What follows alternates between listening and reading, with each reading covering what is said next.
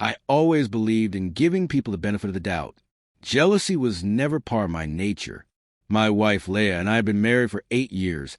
8 years of shared dreams, quiet routines, and a love I thought was unshakable. We met in college. She was studying psychology, and I was buried in business school. There was something about her laugh, easy, disarming, and the way she looked into your eyes that made you feel truly seen. For most of our marriage, I believe we were solid. Not perfect, no couple ever is, but solid. We had our little traditions that shaped our life together. Friday nights were sacred, reserved for homemade pizza and binge-watching crime documentaries. Sundays were calm, spent walking hand in hand to the park, wrapped in the kind of silence only years of companionship can build. Our fights were rare and usually ended in laughter or compromise. But slowly, over the past 6 months, something began to shift. At first, it was subtle, small changes that I tried to ignore.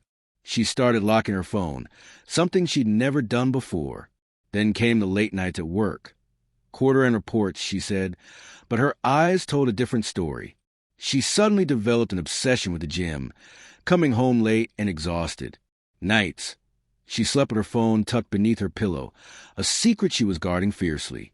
She grew distant, colder, even impatient with me. I tried to rationalize it. Maybe she was stressed, maybe she needed space. But deep down, I felt the distance growing between us. One night, around 2 a.m., I woke up and noticed her side of the bed was empty.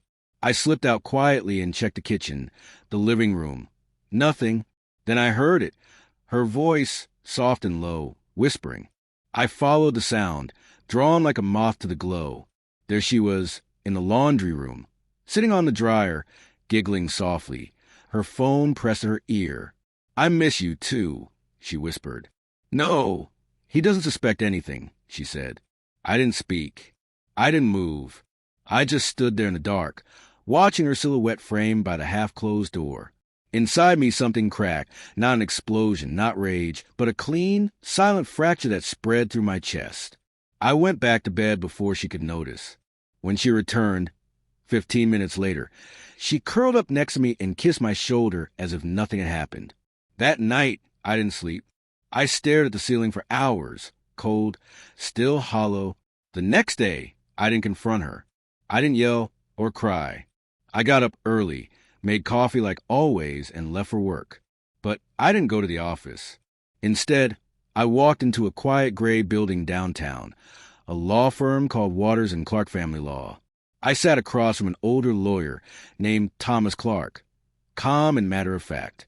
I told him everything, but not like a man spilling his heart. I told it like a businessman reporting a deal gone sour. After listening, he asked one question.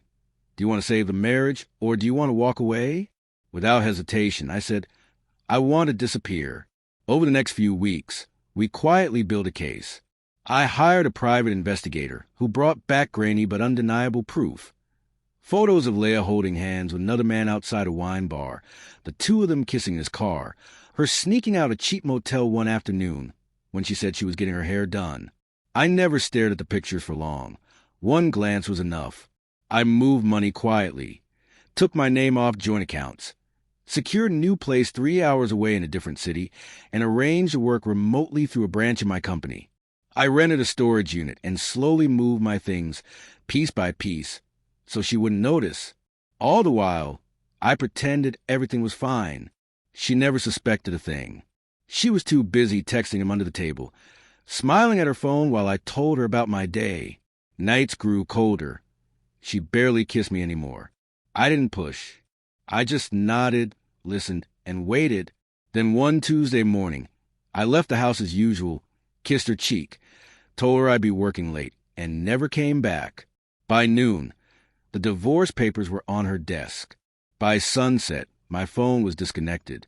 The house key was left on the kitchen counter. The lease was terminated.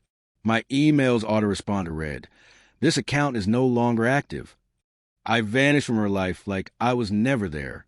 She called dozens of times, texted, emailed, left voicemails, starting cold and defiant. "I can't believe you're doing this." Then panicked and broken. "Please, just talk to me. I'm sorry, please." I didn't respond to a single one. She sent her sister to find me. She messaged my coworkers. She even showed up at my parents' house, sobbing, begging, saying it was all a mistake, but I never replied.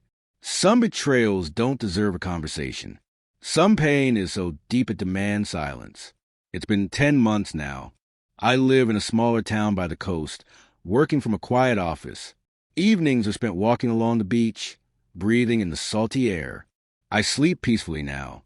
The air tastes like freedom.